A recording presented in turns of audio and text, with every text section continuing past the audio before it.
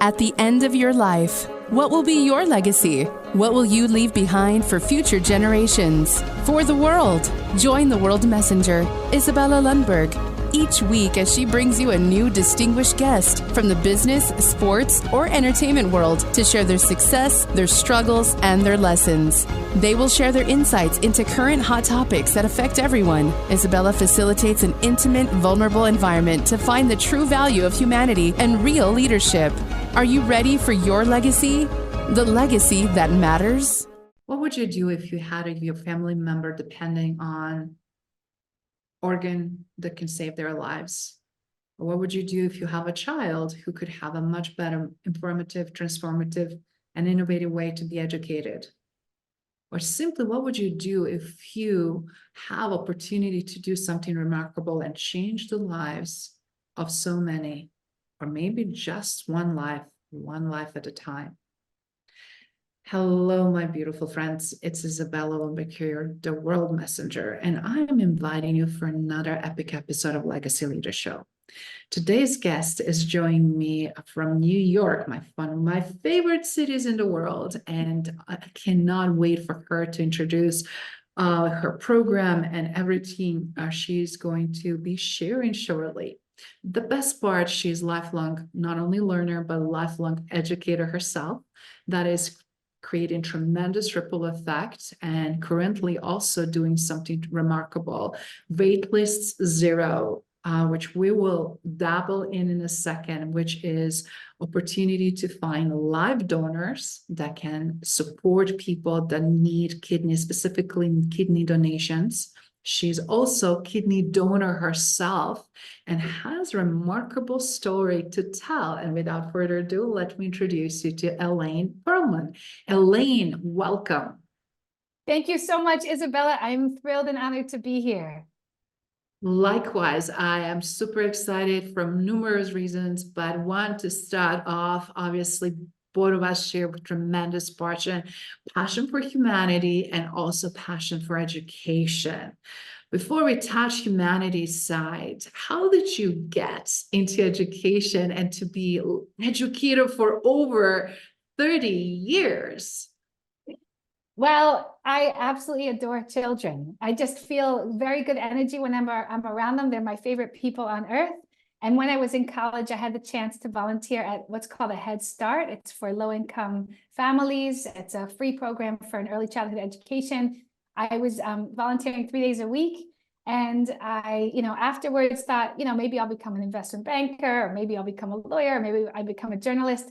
But then honestly, I just couldn't think of a life better lived than to live among children. So I chose education. I got a master's degree from Columbia University. I've taught in private schools, in public schools, and even in Budapest, Hungary, in an international school. So I've taught early childhood for 7 years, and I've taught 2nd through 11th grade, and it's been amazing. Wow. I love your radiating enthusiasm, and I love children as well. And it's just fortunate to see fast forwarding everything the current times from all those international projects and places. I'm sure that you had a chance to impact, in addition to obviously community in New York State. I'm curious, how did you persevere through all the shifts and changes, and also as we're witnessing and seeing so much still to be done, to stay optimistic and also to be able to create a ripple effect through your work and tremendous impact? Well, I think that my philosophy always with those children is to meet them where they are and to serve them, serve their needs, get to know them first. And I would begin every year by telling children that we're all at a certain level, and by the end of the year, we're all going to be at a way higher level, including me, because I'll be learning from them and alongside them. I taught so many different grades, which is unusual in education. So eventually I had the opportunity to become a professor and program director of the Peace Corps Fellows program at Columbia University. And that was an amazing way for me to weave together my various experiences in international public and private schools with so many different grade levels to support young teachers as they develop their craft. And really, it's not only a craft, but also an art form, how to become the best possible servants for their young people, so they're young students, so that they could help them to thrive and work for the greater good of humanity along the way. Amazing. You're such a gift that keeps giving. And I'm already obviously understanding so much and knowing the impact the Peace Corps makes itself. And then for the fact that you established, developed, and trained and supported others to leverage their skill sets and passion internationally to remote places around the world. Specifically as involvements as we still see that are having tremendous needs, like in Africa. I just want to say, first of all, kudos for that. But what that process taught you, if you don't mind, and something for everybody watching and listening that are on the fence, don't know where to start, or simply or having a desire to do something remarkable, what would you recommend? Well, I think that there's a lot of it begins with knowing ourselves, right? So our own self-love and our own self-knowledge is the prototype for all the love and knowledge that we're going to spread within our communities. So I think that diving deep and really following what you think is something that suits you well. So I think there's a lot of self-reflection and sort of self-archaeology that needs to go on before we truly can meet the needs of others. So I think that's a big part of it. Also, in my classrooms, whenever I made a mistake and students figured it out, they got extra credit. So I think also modeling for young people that making mistakes is a big part of the learning process and is often very funny and to be welcomed. And that if we're very afraid to dive in and make mistakes, that it's going to stifle our own progress. So I think that for anyone who's interested in making a big impact, I think that, bringing the lens within, and then from there, not being afraid to make mistakes along the way, I think is really helpful. That's amazing. I cannot agree more, specifically as I'm on the flip side from educator turning and seeing what's going on with the leaders out, specifically either large or medium or small corporations, and how an adult professional world failing is it's frowned upon. It's not looked at as opportunity to learn, and how much we restrict ourselves then to try something, unfortunately, right? Something new. So I took a leadership class. I'm so excited that you're an expert in leadership, because I feel like there's a leadership of our own selves, and then there's a leadership of our families, communities, and nations, and then world.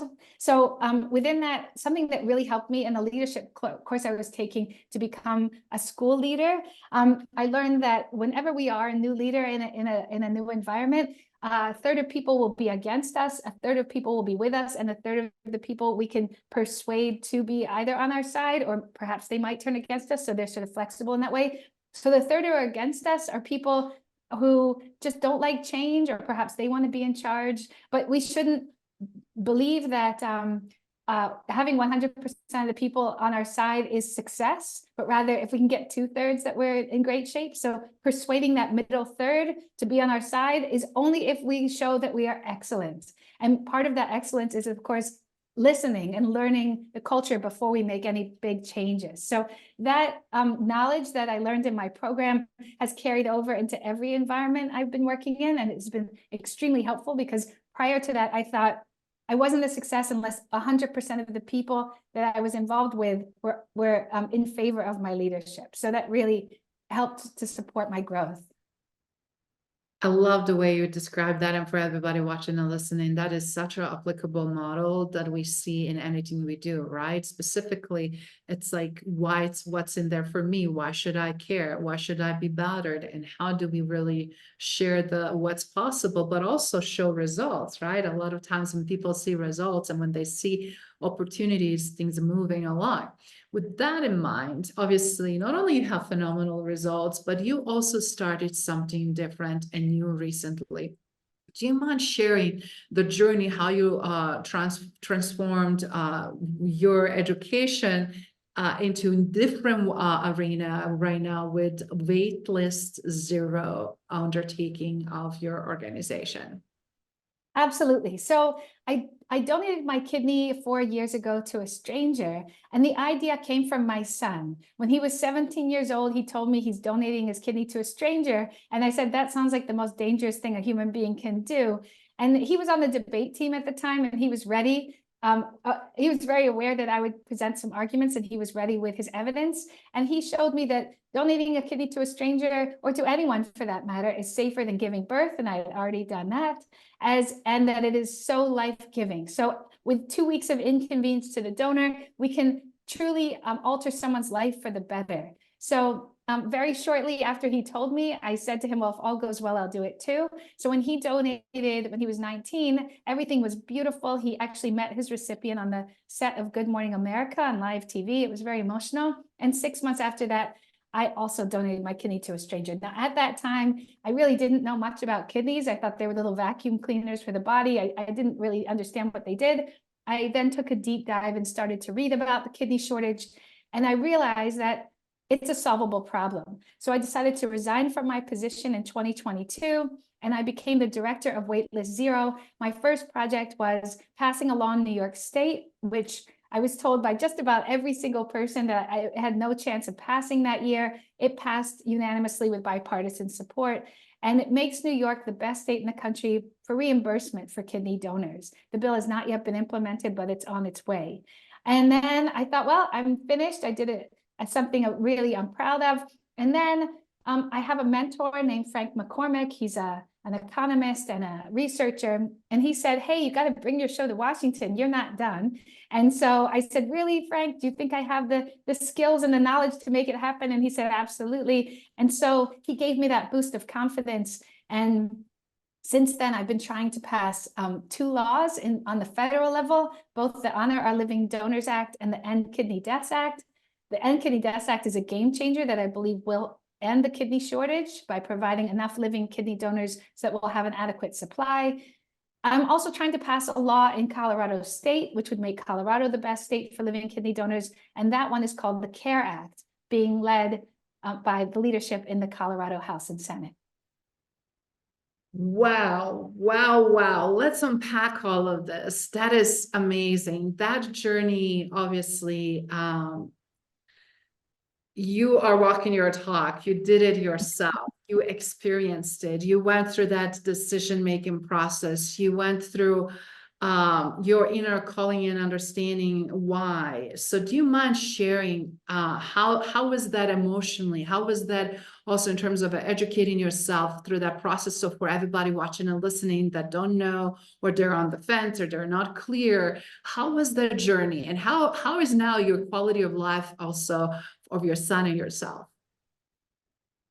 Well, I gotta say, it's among my most rewarding decisions. So every time I think about my donation, I get sort of what I could describe as a dopamine waterfall, just this incredible amount of happiness that my body made a difference and saved a life. What a unique and beautiful opportunity. You know, people sign up to be organ donors after we are gone. It turns out only 3 out of 1,000 people actually have their organs procured, because you need to die in a very specific way in order for that to happen. And also, you're not around to feel the pleasure of the gift. And, you know, every study points to the giving is something that brings so much gratification for people. So what could be a bigger gift than the gift of life, right? I think that very few people have the opportunity to save a life. And so that's just been phenomenal. For both AB and I, we are both very active in trying to dissolve the barriers to kidney donation in many different ways.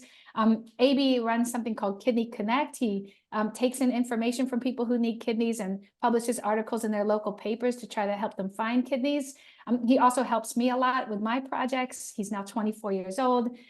By the way, his recipient was on the verge of death. He was 21 years old. His father told me that his skin was gray and he wasn't going to make it much longer. He has now finished college and is a new father. So we're absolutely thrilled. I launched what's called a kidney chain. My kidney flew from New York to Georgia, then another one went to Oklahoma, and then 2 more went to Washington State.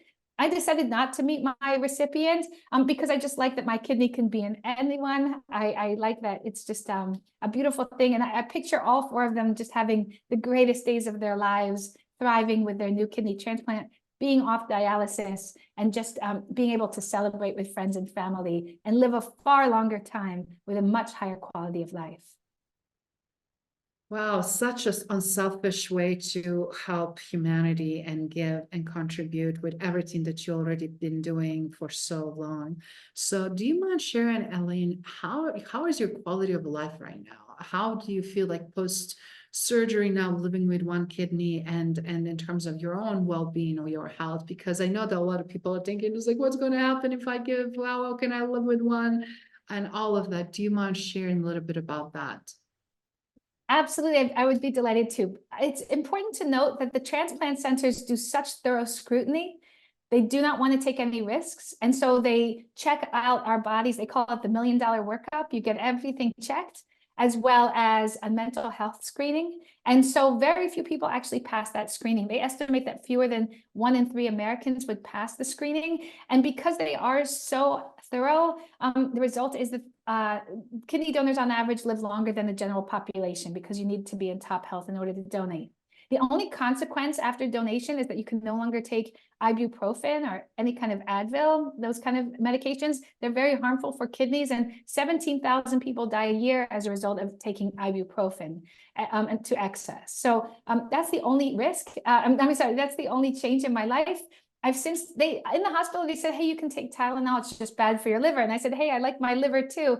So I learned that tart cherry juice, I take the concentrated form. It does the exact same thing as Advil. 1 tablespoon of that is the equivalent to 1 Advil. I keep it in my refrigerator and I take it when I need to, when I have pain or inflammation. So my quality of life is outstanding. And in fact, I have a couple friends who ran 12 marathons last year.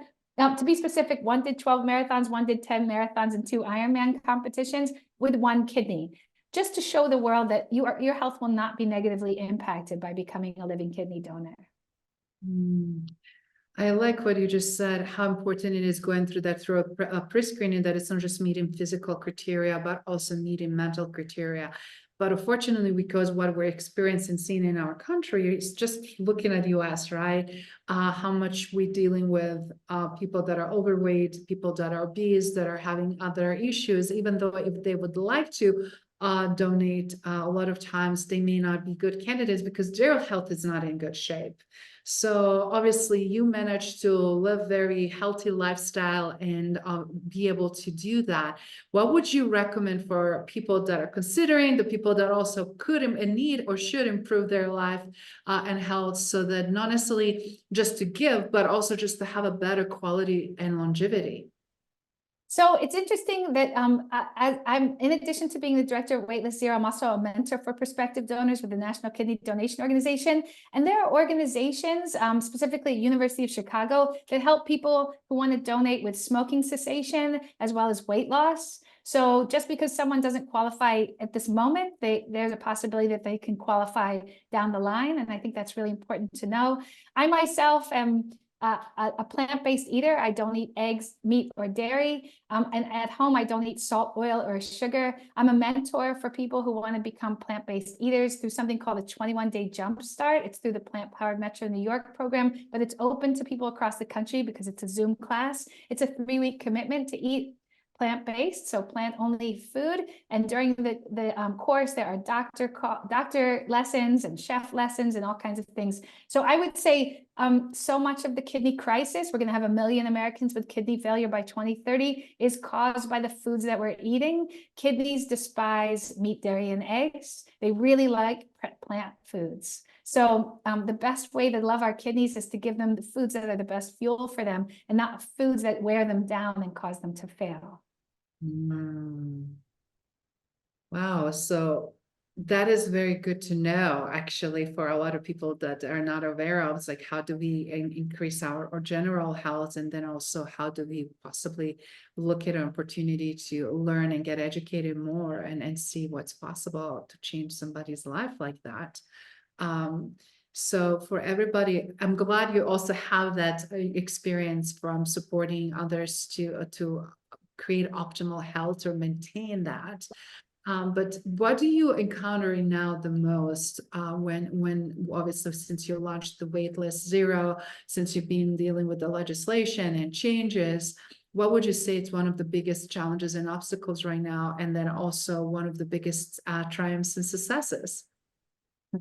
Well, I'll start with the triumphs and successes. So we started, so I would like to focus this on the End Kidney Deaths Act. It's a proposal to provide for every American who donates their kidney to a stranger a $10,000 refundable tax credit per year for 5 years. So a total of a $50,000 refundable tax credit that we believe will encourage so many more Americans to donate their kidneys to strangers. So we would like to grow the current pool of 300 a year who step forward to donate to strangers to 10,000 annually. So by year 10, we'll have 100,000 new kidneys in the system and a $14 billion tax saving by year 10, because dialysis costs the American taxpayer $1 out of every 100 tax dollars. It is a truly expensive and very difficult procedure to go through with dialysis.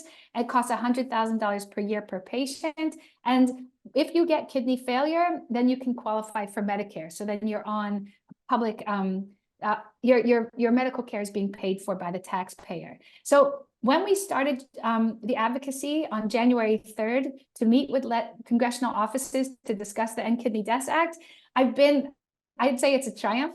We are getting such a positive response across the board for this legislation. The legislative offices that we're speaking to think that it's a great idea.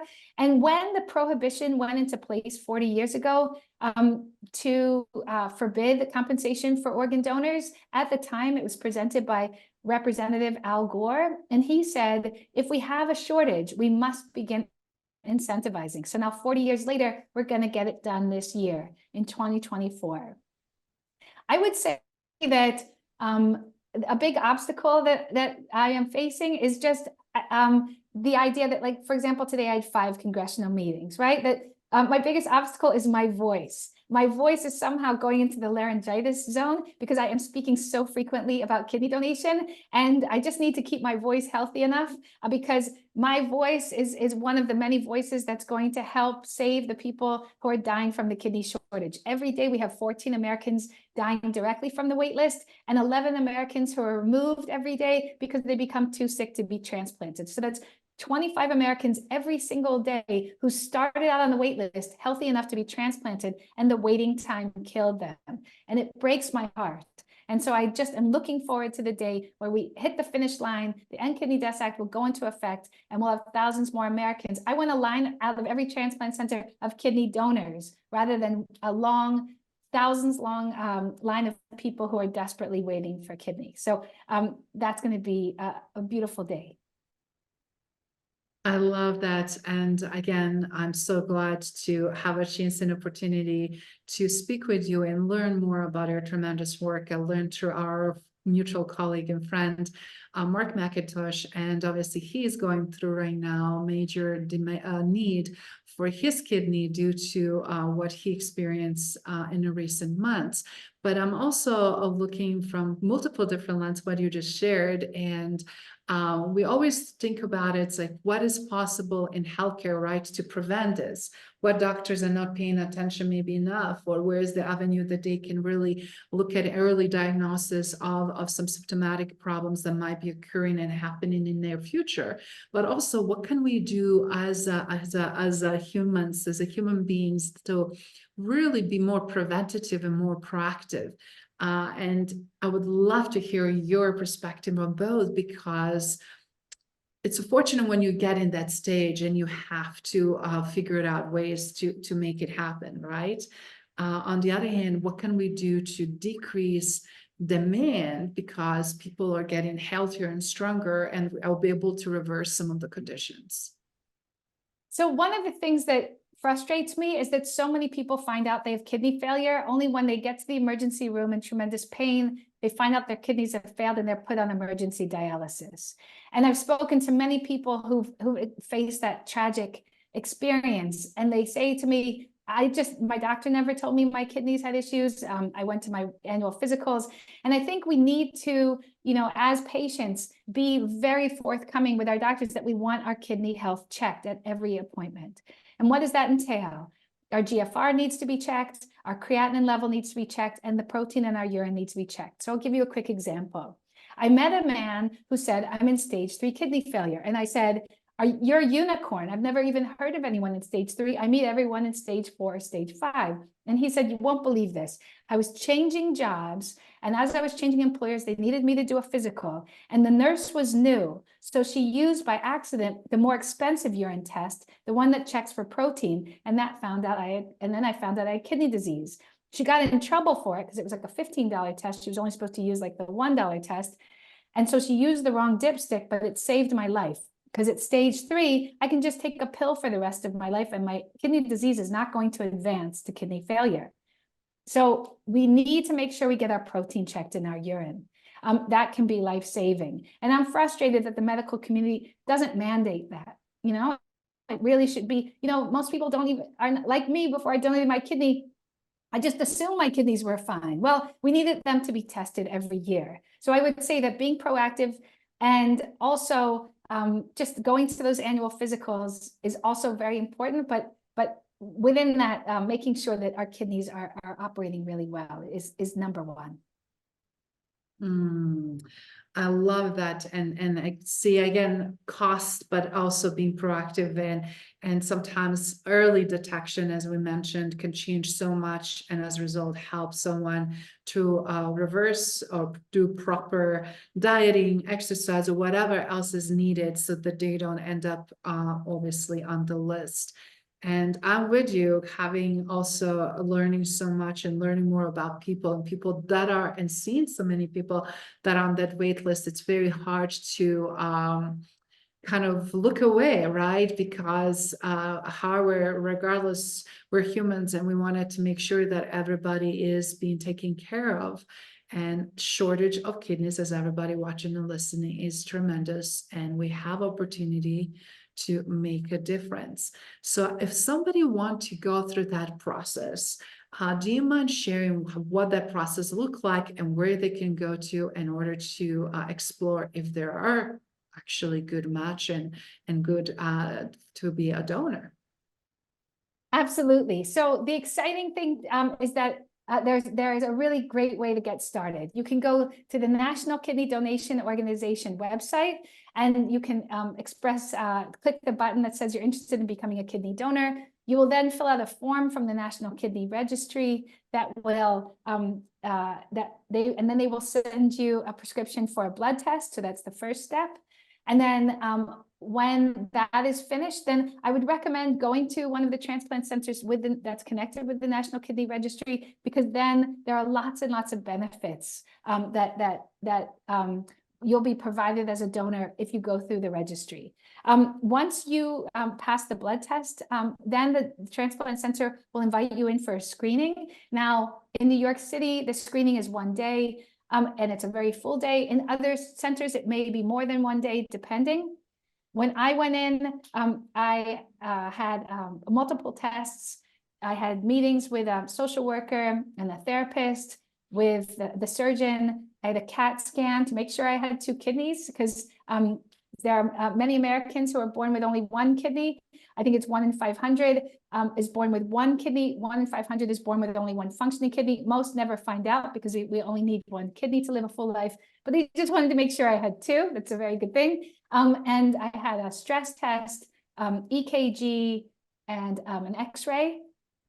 And in addition to that, after I passed those tests, I also urinated in a jug for 24 hours. And it was, of course, during the workday, quite awkward, but I kept that under wraps. And then I had finally a renal exam where you sort of drink a gross milkshake and then they check your renal anatomy. And then that's how they decide which kidney to take. They leave you with the better kidney. One of my kidneys was working 2% better than the other one. And that's how they decided that they're going to take my right kidney. They usually take left kidneys, but in my case, the right. And then from there, they scheduled the surgery. Now, if you're giving your kidney to a stranger, it's up to you when the surgery will happen. So I scheduled it when it was good in terms of my work. So on January 22nd of 2020, I donated. Most people are in the hospital for 2 nights. My friend Steve was in the hospital for 1 night. I was in the hospital for 3 nights because of the anesthesia, my urination was a little slow. And I didn't mind having that extra night because I live in an apartment which I have to walk up 6 flights of stairs to get there. So it was a really good thing to have the extra night for me. I then in the hospital, didn't feel what I would call pain, but more tightness, like I'd done too many sit-ups. I came home, and I was working, by the way, from my hospital bed on the day of surgery. I was able to walk around. I had friends who came over for dinner. So I've had a lot of other surgeries. And for example, my appendix surgery was much more painful than my kidney surgery. I had very good pain management. My doctor recommended that I take my pain pill 5 minutes before the previous one wore off. So I was never in a pain state, because he said, if you get yourself into a pain state, you need more painkiller for longer. My son, unfortunately, I wasn't aware of it at the time. He was stretching out his painkillers. You know, we're all concerned about becoming addicts. And so he was stretching them out. And so he wound up having more pain than I did, because he was trying to do without painkiller. Also a 19-year-old young man, you can imagine, you know, just not being as conscientious about taking the pills. And he needed a few extra days at a friend's house before he could make that journey up the stairs. So even though he's far younger than I am, I had an easier recovery than he did. But both of us were able, by week 2, I was back at work. I was walking to work, which is about 12 blocks away. And I was just so overwhelmingly happy. And I have been ever since with just giving this gift. It really has been rewarding. And the lucky thing is that I've had a chance to meet with many, many other kidney donors. And the one thing we have in common is we all say that we just wish we could do it again. We wish we had a 3rd kidney to give away, because it's such a good experience. Wow, that is such an eye-opening and a wonderful opportunity to hear firsthand, not only from donor itself, but also advocate who is really aware of what's going on. And thank you for sharing also how that post-recovery looks like, as well the earlier pre-screening process, but also what this looks like in light of a healthcare system and everything else that we're experiencing here currently in the United States. So in closing, do you mind sharing for anybody that is considering on the fence any like either checklist or just a simple advice?